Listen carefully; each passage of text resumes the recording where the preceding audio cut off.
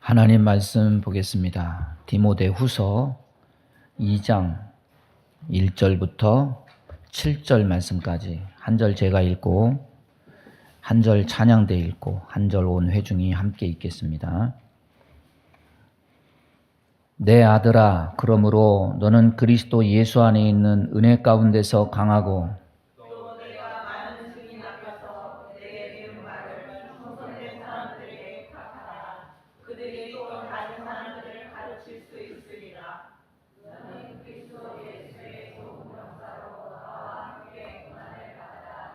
병사로 복무하는 자는 자기 생활에 얽매이는 자가 하나도 없나니 이런 병사로 모집한 자를 기쁘게 하려 함이라.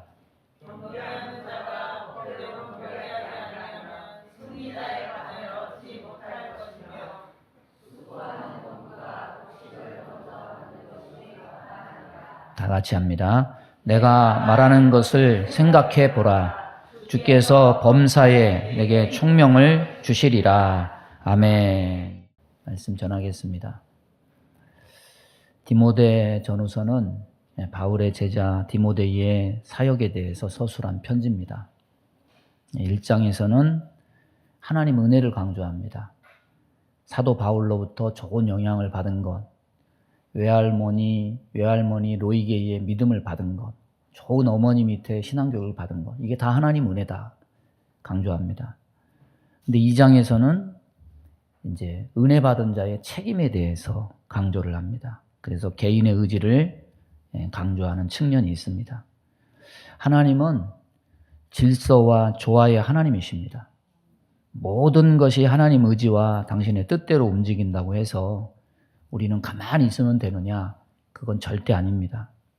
하나님의 큰 뜻 아래서 우리는 작은 톱니바퀴가 되어서 우리에게 맡겨진 일들을 감당해야 됩니다. 진정으로 거듭난 자는 자신의 의지도 하나님 앞에 굴복시켜서 자신의 삶의 열매를 하나님 앞에 드려서 영광을 돌립니다. 예수님이 좋은 나무는 좋은 열매를 맺는다. 예수님이 말씀하신 것은 바로 그런 의미가 있습니다.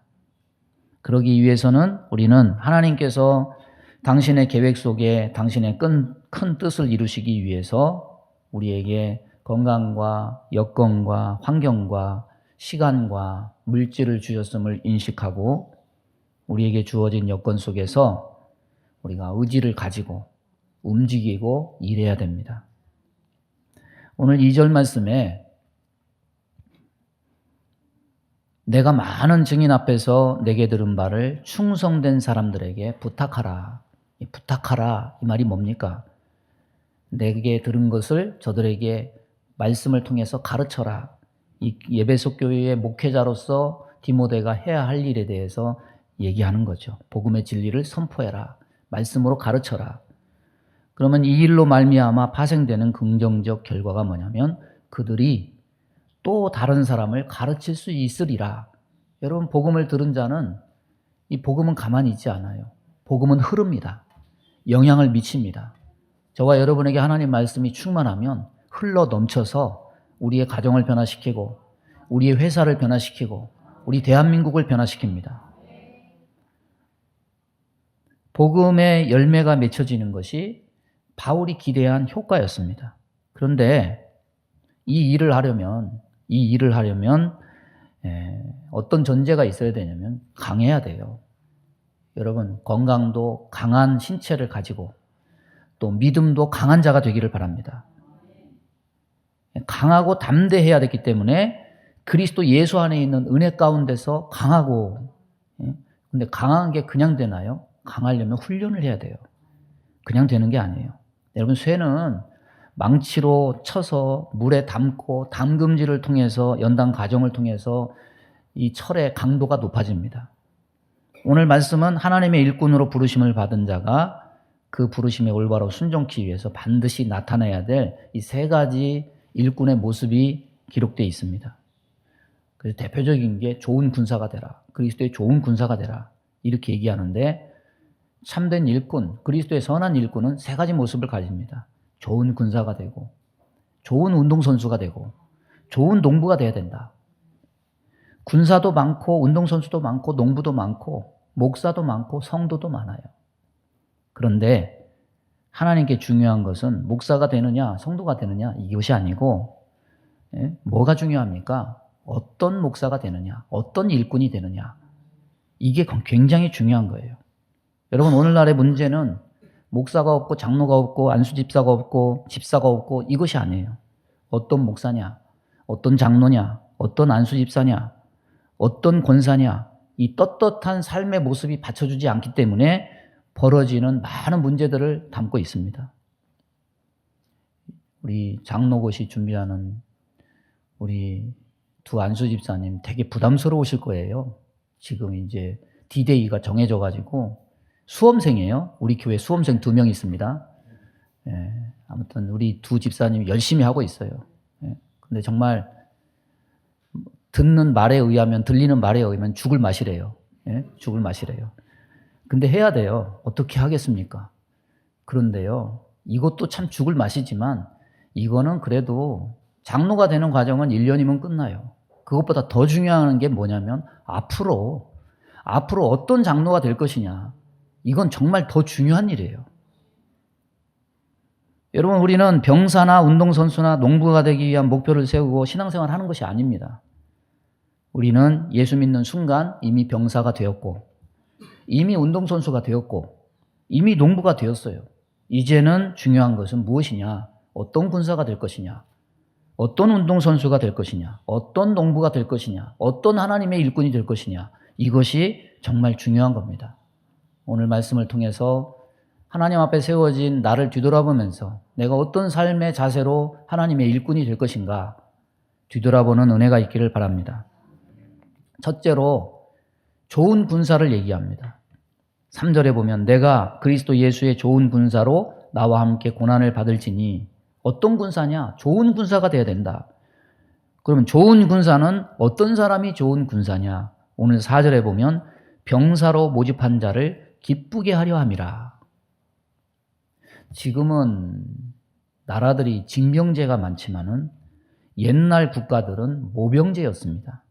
이 보수를 지불하고 보수에 대한 대가로 일정한 기간 동안 전쟁을 해서 충성을 바치는 그런 돈이 매개로 되는 그런 형태였습니다.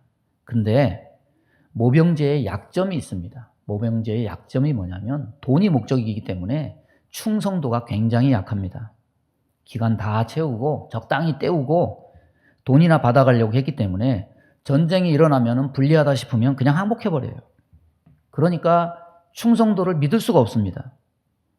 근데 로마 제국은요, 원래 모병제를 근간으로 하는 나라가 아니고 징병제를 근간으로 하는 나라였습니다. 이 로마인들의 장점은 뭐냐면 전장에서 자기 나라와 형제 자매를 지키기 위해서 싸우는 것을 당연한 것으로 생각했어요. 남의 손에 자기 가족과 자기 가정의 운명을 맡기는 것을 굉장히 수치로 생각을 했어요. 이 명예심이 있는 민족이었습니다. 여러분, 우리나라도 그게 굉장히 강하지 않습니까? 젊은 사람들은 남자면 당연히 군대 갔다 와야 된다. 저도요, 이렇게 약해 보여도 군대 갔다 왔어요. 30개월 하고 왔어요. 근데 뭐 빠져나갈 방법도 있었어요. 근데 그거를 수치로 여겼어요. 아니, 당연히 남들도 가는데 나도 당연히 가야지. 그리고 갔다 왔어요. 여러분, 사도 바울 당시 존재했던 로마 제국화 정규 군인이 되는 신분도 아무나 가능한 것이 아니었습니다. 로마인의 혈통만 정규 군인이 될 수 있었고, 로마 제국이 정복한 속주민이 군대 입대하고자 했을 경우에는 로마 병사가 아니라 보조병으로 일했습니다. 그런데 징병제라고 해서 대가가 없었던 것은 아닙니다. 로마인의 복무 기간은 몇 년이었느냐? 20년이었어요. 이 장기 근무를 하고 40살이 넘어서 은퇴를 하잖아요. 그러면 퇴직금이 두둑해요. 아니면 땅을 풀어받습니다. 그래서 여생을 편안하게 보냈습니다. 여러분, 근데 오늘날도 그렇지만 그 당시에도 퇴직금을 노름으로 날리고 또 세상 물정 몰라가지고 다른 데 투자했다가 한꺼번에 날리는 사람 그때나 지금이나 똑같아요. 기록을 통해서 알 수 있습니다. 로마인의 보조병들은 25년을 근무하는데 이 사람들에게 주어지는 것은 돈도 아니고 땅도 아니었습니다. 뭘 이 사람들에게 25년 근무하면은 그 보상으로 뭘 줬느냐? 로마 시민권을 줬어요. 이건 순전히 자기를 위한 게 아니라 누구를 위해서 이렇게 투자를 한 거냐? 자기 자식을 위해서 그렇게 한 거죠.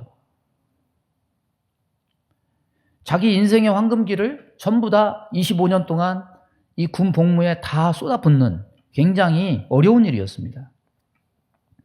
그런데 로마인과 속주민의 병사가 복무하는 처우는 달랐지만은 일단은 군대에 징집된 자들에게 군대 지휘관들이 하나같이 요구하는 일, 로마인이든 속주민 병사든 하나로 마음이 맞아서 애썼던 일이 있습니다. 그것은 뭐냐면 황제에게 충성을 바치고 전쟁에서 전공을 세워서 자기 지휘관을 기쁘게 하는 일이었어요.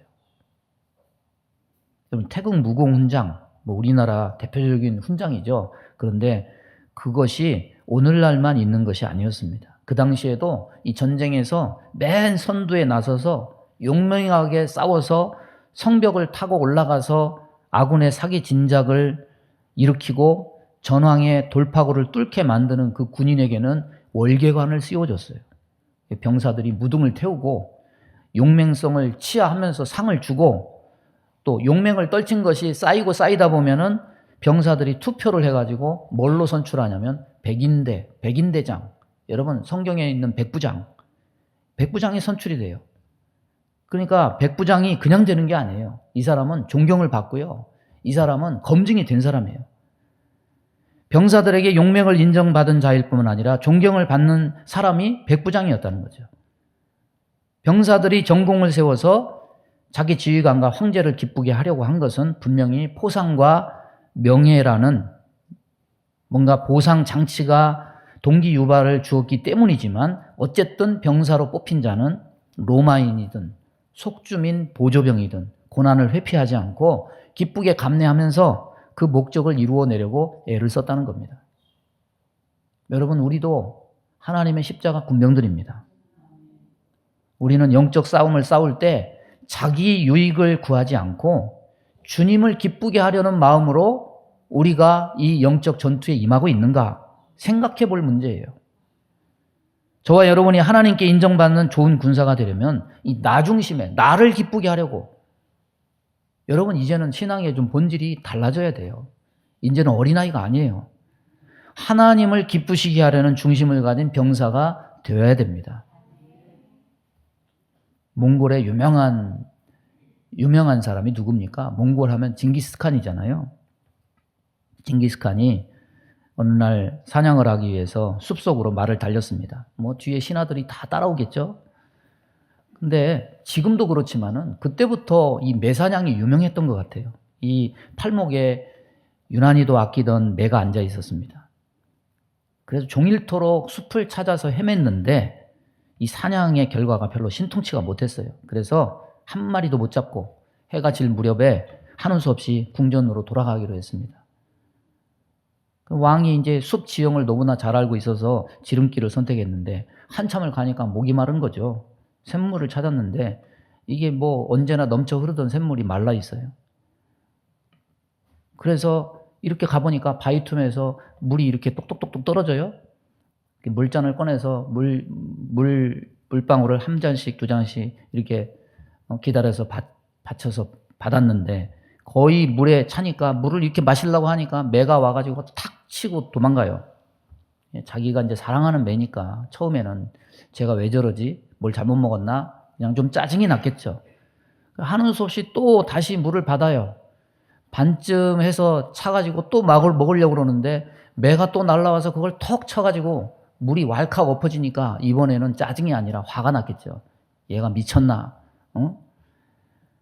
그래서 또 하는 수 없이 또 물방울을 한 잔씩 두 잔씩 또 받는데 어김없이 와가지고 이제는 물잔을 너무 세게 쳐가지고 물잔이 어디로 갔는지도 모르게 그냥 물잔을 잃어버렸어요. 그러니까 왕이 이제 화가 나가지고 이제 막 격분을 해가지고 이 매를 그냥 그 자리에서 그냥 칼로 그냥 죽여버렸죠. 그 이제 목이 마르니까 야, 이 샘 근원이 어디냐? 이제 바위를 올라가지고 이렇게 보니까 거기에 물이 고여 있어요. 그래서 이제는 물을 찾았다. 그리고 털썩 엎드려서 물을 마시려고 해서 딱 보니까 이 물속에 독사 한 마리가 죽어 있는 거죠. 그래서 이 매가 이 주변을 이렇게 보다가 이걸 알고 그 매가 나를 살리려고 이 일을 했구나. 여러분, 미물도 개도 그렇고 미물도 그렇고 사람에게 훈련을 받으면 자기 주인을 보호하려고 하고 자기 주인을 기쁘게 하려고 해요. 좋은 군사인지 아닌지, 고난이 임할 때 어떻게 처신하는지 보면 우리가 그 사람의 중심이 어디 있는지 우리는 알 수 있어요. 여러분, 자기 생활에 얽매이는 자는 주인을 절대 기쁘게 못합니다. 예? 주인을 기쁘게 하려면 자기 희생이 거기에 꼭 들어가야 돼요. 나는 하나님을 기쁘시게 하는 군사인가? 아니면 나만을 위한 군사인가? 우리는 이 말씀을 통해서 우리 자신을 뒤돌아봐야 돼요. 두 번째는 뭘 말합니까? 운동선수를 말합니다. 운동에는 반드시 뭐가 있느냐? 룰이 있고 규칙이 있고 법이 있습니다. 운동은 룰을 지키면서 신사적으로 하는 것이 이것이 바른 자세입니다. 요즘에는 운동을 할 때 반드시 테스트하는 게 하나 있죠. 뭡니까? 도핑 테스트 하죠. 약물을 먹었느냐 안 먹었느냐. 그 약물의 힘에 의지해서 기록을 갱신하려는 이 부정이 요즘에는 덜하지만은 옛날에는 이것이 굉장히 심했습니다. 옛날 어디서부터 시작됐느냐? 옛날에 서독과 동독이 그렇게 존재했을 때 동독의 여자 선수들에게 뭘 먹였냐면 근육 강화제를 먹였어요. 이게 감독하고 코치가 야 이거 먹으면 힘난다. 예? 별일 없을 거다. 이걸 계속 먹여야 돼요. 근데 이 약이 어떤 약이냐면 이 남성 호르몬이 작용하는 약물이에요. 그러니까 단연간 이거를 복용을 하면 여자한테 수염이 나요. 그리고 목소리도 남자처럼 변해요. 이 심각한 부작용을 초래합니다. 그래서 결국 긴 세월 동안 이 약물을 너무 오래 복용한 어떤 선수는 17살 때부터 이걸 투여받아서 나중에는 결국에는 이 투포한 선수였는데 나중에는 남자로 성전환까지 한 선수가 있어요. 그래서 나중에는 이것이 이제 사회적으로 문제가 돼가지고 동독의 그 스포츠계 인사들이 대거 법정에 서기도 했습니다. 여러분, 우리가 성도라는 신분을 얻어서 우리가 하나님의 일에 경기하는 때는 어떤 세상적인 방법을 가지고 우리가 하나님의 일에 경기하는 것이 아니에요. 부정한 것을 가지고 하나님의 일꾼으로 우리가 행한다면 이거는 반칙이죠. 우리는 하나님 말씀에 의거해서 하나님의 일을 감당해야 됩니다. 그래서 사도 바울이 고린도전서에서 이것을 강조합니다. 이기기를 다투는 자마다 모든 일에 절제하나니 그들은 썩을 승리자의 관을 얻고자 하되 우리가 썩지 아니할 것을 얻고자 하노라. 그러므로 나는 다름질하기를 향방 없는 것 같이 아니하고 싸우기를 허공을 치는 것 같이 아니하며 내가 내 몸을 복종하게 함은 내가 남에게 전파한 후에 자신이 도리어 버림을 당할까 두려워함이로다. 절제하고 몸을 쳐서 복종하게 하는 이유는 자칫 방종함으로 하나님의 룰에서 벗어나서 부정하다 인정을 받아서 버림을 당할까 두려워함이다. 분명하게 말씀하고 있습니다. 여러분, 우리가 성도라는 신분을 얻은 것은 우리의 공로가 아닙니다. 예수님의 선택과 은혜밖에 없습니다. 그러나 이제 성도답게 되는 것은 그냥 되는 것이 아니에요. 여러분, 궁중법도를 익혀야죠. 하나님 나라의 자녀가 되고 공주가 되고 왕자가 됐으면 궁중법도를 익혀서 그 궁중법도 안에서 하나님을 섬겨야죠. 여러분, 구원은 예수를 믿는 자들이 받는 은혜입니다. 그런데 그리스도인답게 되는 것은 거저 되는 것이 아닙니다. 말씀을 듣고 말씀을 배워서 자라가야 돼요. 성경은 하나님의 백성의 구원 역사를 담고 있지 않습니까? 그런데 이 성경 전체를 보면요, 참으로 아이러니한 사실이 하나 있습니다. 하나님의 백성이 어떻게 망했는가도 담고 있어요.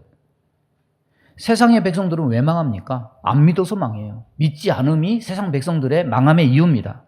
그런데 하나님 백성도 망했다고 성경은 기록하고 있어요. 왜 하나님의 백성이 망합니까? 이 하나님의 백성이 망하는 이유는 듣지 않음이에요. 따라서 보겠습니다. 믿지 않음. 듣지 않음. 여러분, 망하는 사람이 세상 밖에도 있지만 교회 안에도 있어요. 이걸 분명히 우리는 깨달아야 돼요. 이 사람들이 말씀대로 신앙생활하는 사람들이 아니라 자기 나름대로, 자기 방식대로, 자기 욕망대로 그렇게 신앙생활을 했다는 거죠. 제사가 없었던 것이 아닙니다. 제사는 매일 드렸어요. 말씀을 지키지 않은 것이 아니에요. 형식으로 지켰어요.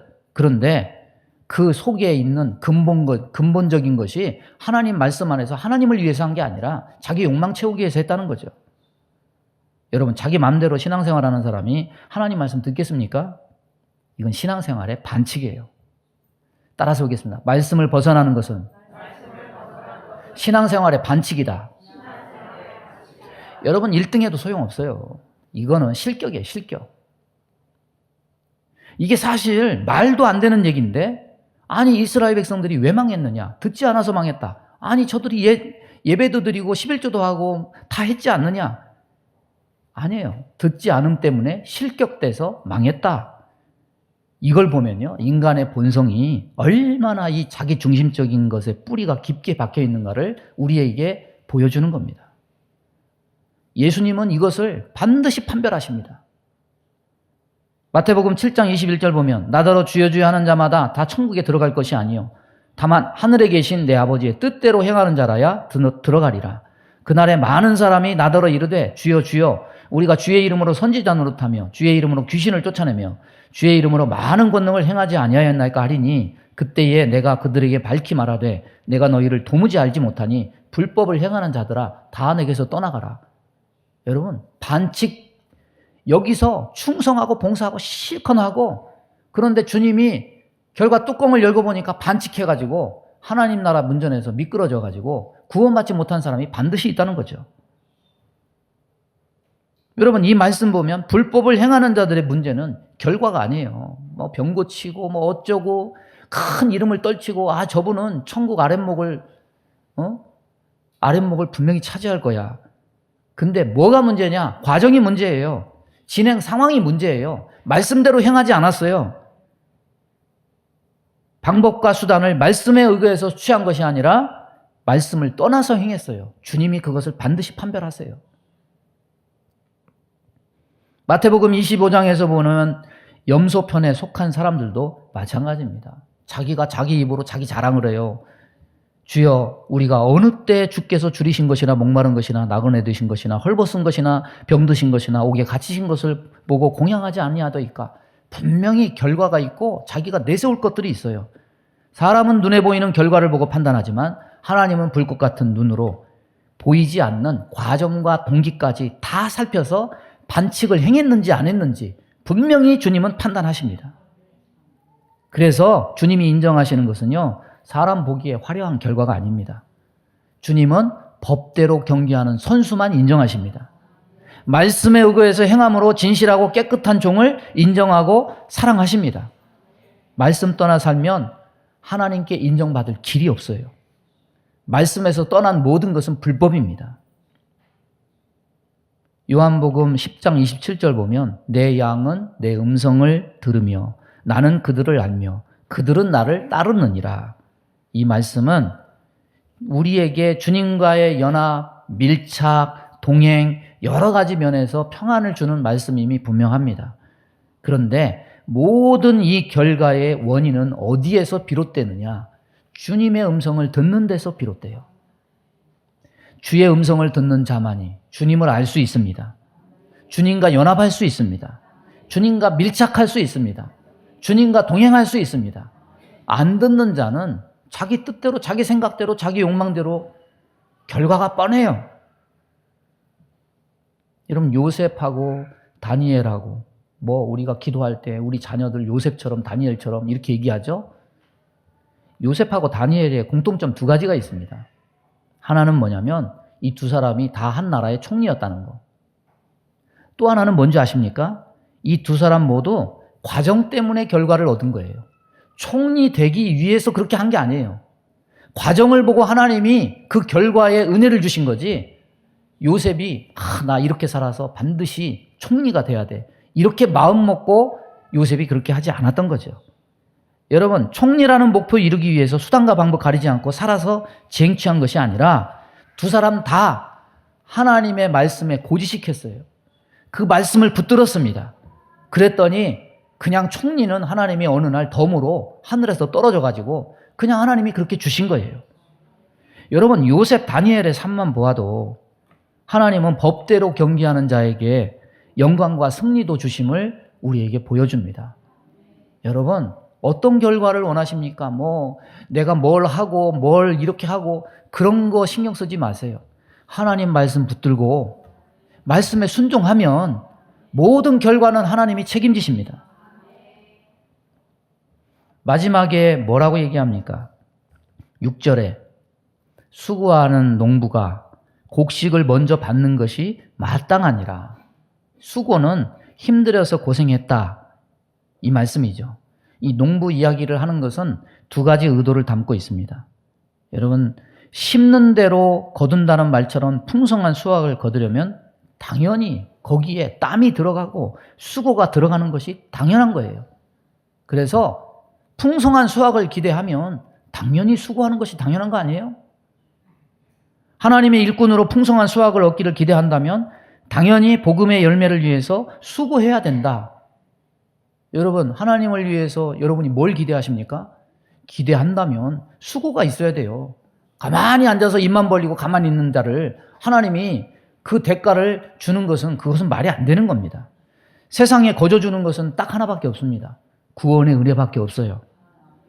우리가 풍성한 수확을 기대한다면 거기에는 땀과 재물의 손해와 몸의 수고가 함께 묻어가야 됩니다. 그래서 현대어 성경은 이 첫 번째 초점을 맞춰서 번역했어요. 힘들여 일한 농부만이 많은 수확을 거두리라는 것은 당연한 이치입니다. 그러니까 열심히 일하십시오. 주의 일에도 열심을 품는 자가 되기 바랍니다. 이건 수확을 기대하는 자에게 일하기 전에 충고라고 말할 수 있죠. 거기에 초점을 맞춰서 성경을 번역하기도 하지만 또 다르게 해석을 한 성경도 있습니다. 또 하나는 뭐냐면 어떤 결과를 두고 수확의 기쁨을 누릴 자격은 수고한 자의 권리다. 그렇지 않습니까? 마땅한 권리라는 거죠. 그래서 쉬운 성경은 두 번째 초점에 맞춰서 이렇게 번역합니다. 열심히 일한 농부가 첫 번째로 수확되는 곡식을 먼저 얻는 것이 당연합니다. 그러니까 이 말은 두 가지를 다 담고 있습니다. 수확을 기대하느냐? 열심히 일해라. 수확의 대가를 누리기 원하느냐? 그거는 수고한 자가 누리는 기쁨이다. 수고한 자의 누리는 권리예요. 여러분, 세상에 농사만큼 정직한 것이 없다고 그래요. 이 식물, 저도 젊을 때는 식물 거들떠보지도 않았어요. 근데 이제 나이 들면서 생명을 보니까 그 생명이 주는 기쁨이 있어요. 이게 식물이요. 식물도 생명체라. 물 안 주잖아요. 그러면 쭉 쳐져가지고 아주 보기가 흉해요. 근데 물 한 잔만 주면은 금세 몇 분도 안 돼가지고 식물이 그냥 빨딱 쓰더라고. 참, 이 생명체가 참 신비하구나. 살아있는 것을 보면서 느끼는 그 기쁨과 그 생동감, 그런 것이 있습니다. 여러분, 농사는요, 하늘이 은혜 주는 대로, 농사는 농부가 부지런히 일하는 대로 그대로의 결과를 보여줘요. 저 강릉에 가뭄이 일어가지고 그 농사도 안 되고 정말 난리가 나고 전국 소방차가 다 동원되고, 근데 사람이 무슨 짓을 해도 그게 안 되더니 하나님이 비 한 번 줘버리니까 다 해결되고 그래요. 예? 그래서 신문에 보니까 뭐가 나왔냐면 그 설거지하는 기쁨에 대해서 그 설거지도 못 해가지고 했는데 이게 물이 찰찰 나오니까 주부들이 이 설거지하면서 너무 기쁘다고. 하나님께 감사하면서 살아야 돼요. 감사하면서. 여러분, 예수 믿는 사람 심리가 거저 먹으려는 심리로 물들어 있으면 절대 안 돼요. 여러분, 세상이 힘들면요, 교회도 힘듭니다. 세상 사람이 힘들면 성도들도 힘들어요. 애굽에 재앙이 임했을 때 이스라엘도 어느 정도까지는 함께 고난을 받았습니다.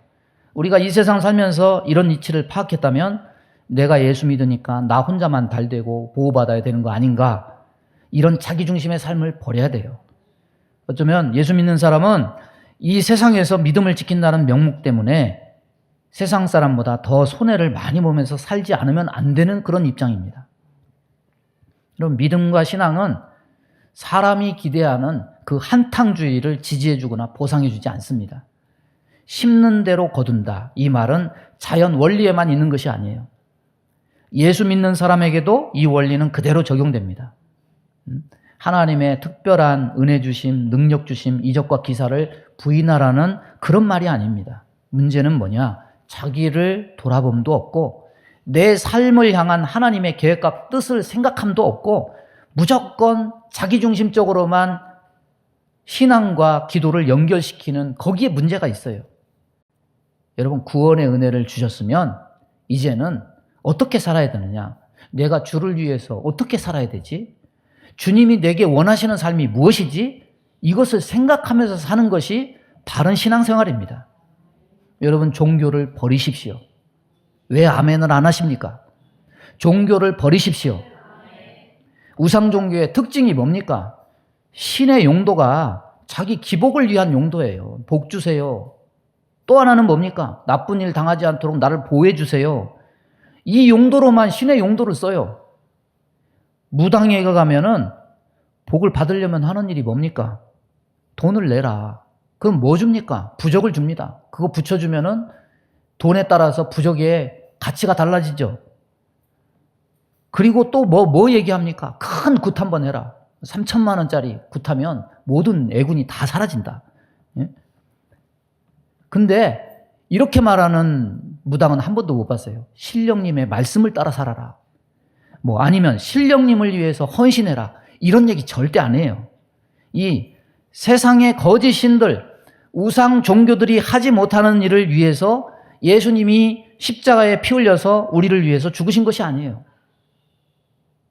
여러분, 하나님의 시각으로 보면요, 우리는 본성상 이 마음이 망가진 존재들입니다. 예, 우리가 보는 것, 생각하는 것, 행하는 것, 여러분, 우리가 그렇게 온전치 않습니다.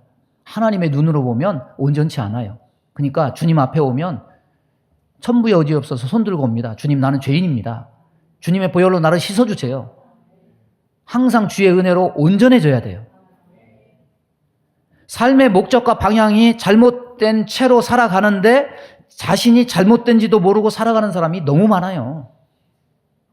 하나님을 멀리 떠나 산 것도 모르고 하나님 마음을 아프게 한 것도 모르고 하나님과의 친밀감을 완전히 상실해서 관계가 무너진 것도 모르고 이런 것들을 십자가 아래에서 회개하고 이제는 하나님이 내게 원하시는 삶이 무엇입니까? 그 방향이 뭐고 하나님이 원하시는 삶이 뭔지 알고 행하는 철든 신앙인이 되어야 됩니다. 그것을 위해서 힘쓸 때 진정으로 주님이 주시는 수확의 기쁨을 맛볼 수 있게 된다는 거예요. 각 나라에 이 어떤 공적을 세운 사람들에게 뭘 줍니까? 훈장 줍니다. 특히 이 어떤 전체주의, 공산주의 이런 나라들 전승절 무슨 군사 퍼레이드 하면은 저렇게 제복에다가 훈장을 가득 달고 주렁주렁 매달고 단골로 등장을 하죠. 공을 세워서 얻은 순장들이겠지만은 저게 여러분 부러워 보입니까? 저거 달면 기쁨이 생길까요? 유명한 장군이 있죠. 독일에 에르빈 롬멜이라는 저 사람은 참 시대를 잘못 태어나고 나라 국적을 잘못 태어난 거예요. 훌륭한 장군인 건 분명한데 독일의 유명한 심장이 뭐냐면 철십자 훈장이에요. 여기 이렇게 가운데다가 이 십자가 거는 그 훈장이요. 아무나 하는 훈장이 아니에요. 이건 정말 용맹한 사람들에게만 수여하는 이 훈장이에요. 이 롬멜이라는 장군은 1차 대전 때 소대장으로 복무할 때 전공을 세워가지고 철십자 훈장을 그때 다리 부상을 당하면서까지 그때부터 벌써 1차 대전에 2개를 받고 또 2차 대전 때는 또 가장 높은 급의 훈장을 받았습니다. 그런데 여러분, 저게 자기에게는 영광이었겠지만 저 영광의 훈장이 이제는 뭘로 변했느냐? 수치의 훈장으로 변했어요. 오늘날 철십자 훈장 독일에서 수여하지 않습니다. 폐지됐어요. 여러분, 하나님이 당신의 백성을 구원하심으로 꿈꾸는 수확이 있습니다. 그 수확이 뭐냐? 그 수확이 뭐냐? 에베소서 2장 10절을 보면 우리는 그가 만드신 바라 그리스도 예수 안에서 선한 일을 위해서 지음받은 자다. 따라서 보겠습니다. 나는 선한 일을 위해서 지음받은 자다. 이 일은 하나님이 전에 예비하사 우리로 그 가운데서 행하게 하려 하심이라. 여러분, 하나님의 목적이 있습니다. 하루하루 사는 게 그냥 사는 게 아니에요. 나이 들어서 늙어서 나는 소용없어, 빨리 하나님이 데려가셨으면 좋겠어, 그런 얘기 하지 마세요. 살아있는 동안에는 하나님이 우리에게 다 목적이 있어서 살려두시는 겁니다. 그 선한 일이 뭡니까? 사람 농사예요. 사람을 거두는 것이 하나님의 선한 일입니다. 그래서 에베소서 2장 21절 보면 그의 안에서 건물마다 서로 연결하여 주 안에서 성전이 되어가고 너희도 성령 안에서 하나님이 거하실 처소가 되기 위하여 그리스도 예수 안에서 함께 지어져 가느니라. 사람이 모여서 하나님이 거하시는 성전이 되어가는 것, 이것이 하나님이 원하시는 선한 일입니다. 여러분, 이 선한 일을 위해서 이 땅에 많은 선교사들이, 성도들이 피를 뿌렸고 자기 삶을 바쳤어요. 오늘날의 교회는 그 선조들의 땀과 피와 수고를 통해서 이룬 결실들입니다. 여러분, 개인이든 나라든 그 꿈은 언제나 이루어지고 영광도 얻겠지만은 이 세상에 있는 모든 그 개인의 영광, 기쁨은요, 빛바랜 영광이고 그것은 허망한 기쁨이 되고 말아요. 결국 다 사라집니다. 여러분, 그 철십자 훈장, 그냥 철조가리, 그것이 그 시대에는 영광이었겠지만 지금은 수치의 상징이 됐어요. 그런데 하나님의 꿈, 하나님의 선한 일을 위한 수고는 헛되지 않습니다. 영광과 기쁨이 바래지 않습니다. 영원합니다. 수고도 헛되지 않고 기쁨도 헛되지 않습니다. 말씀을 정리합니다. 어떤 일꾼이 돼야 되느냐? 나의 기쁨에 중심을 두지 말고 주인을 기쁘게 하는 군사가 되어야 되겠다. 야곱처럼 자꾸 인간의 방법 잔꾀 부리지 말고 말씀대로 법대로 경기하는 운동선수가 되어야 되겠다. 주의 일에 게으른 자, 이 하나님의 선한 일에 함께 할 수 있겠습니까? 열심히 일해서 당당하게 수학의 기쁨을 누리는 농부가 되어야 되겠다. 여러분, 주의 안에서 임명받은 일꾼으로 임명받은 우리 모두가 다 이런 인정받는 일꾼이 되기를 주님의 이름으로 축원합니다. 우리 주여 한번 부르고 합심하여 기도합니다. 주여, 하나님 아버지 감사합니다. 오늘도 주의 말씀 주시니 감사합니다. 오늘도 은혜 주셔서 합당한 일꾼이 되기 원합니다. 선한 일꾼이 되기 원합니다. 좋은 군사가 되길 원하고 법대로 경기하는 선수가 되고 열심히 일하는 농부가 되어서 하나님을 기쁘시게 하고 하나님의 영광에 동참하는 우리 모든 성도들 다 될 수 있도록 은혜를 내리워 주옵소서. 예수님의 이름으로 기도하옵나이다. 아멘. 믿음의 손을 가슴에 얹습니다. 몸이 아픈 곳에 손을 얹습니다. 하나님 아버지, 오늘도 주의 말씀을 우리들에게 주심을 감사합니다. 하나님의 은혜로 우리를 구원해 주심 감사합니다. 우리가 이 땅에 남은 생을 사는 것은 내 육신을 위해서가 아니고 하나님의 선한 일을 위해서, 하나님의 역사를 위해서 우리를 선택하셔서 일꾼으로 삼아주신 것임을 믿습니다. 하나님, 좋은 군사가 되고 법대로 경기하는 자가 되고 열심히 일하는 농부가 되어서 하나님을 기쁘시게 하고 또한 우리도 그 기쁨에 동참할 수 있는 귀한 성도들 다 될 수 있도록 인도해 주옵소서. 우리 마음 가운데 원망, 불평, 시기, 질투, 미움, 다툼, 이간질하며 불순종, 불신앙케 하며 불안, 조조, 염려, 근심, 두려움을 주는 모든 어둠은 다 떠나갈지어다. 우리 안에 욕망을 불태워 주시고 하나님의 선한 일이 무엇인가를 생각하고 방향과 목적을 바로 삼고 하나님의 귀한 일꾼 되어 영광만 나타낼 수 있도록 인도해 주옵소서. 몸이 연약한 곳에 손을 얹고 기도합니다. 손을 얹은 곳마다 보혈로 씻어주시고 성령의 불로 태워 주옵소서. 예수 이름으로 명하노니 모든 병만은 다 떠나갈지어다. 우리의 육체를 강건하게 하여 주옵소서. 우리의 믿음도 담대한 믿음이 되게 하여 주옵소서. 그리하여 나고자 실패자, 좌절하는 자가 아니라 예수님처럼 승리하고 이기는 자 될 수 있도록 은혜 베풀어 주옵소서. 예수님의 이름으로 축복하며 기도하옵나이다. 아멘.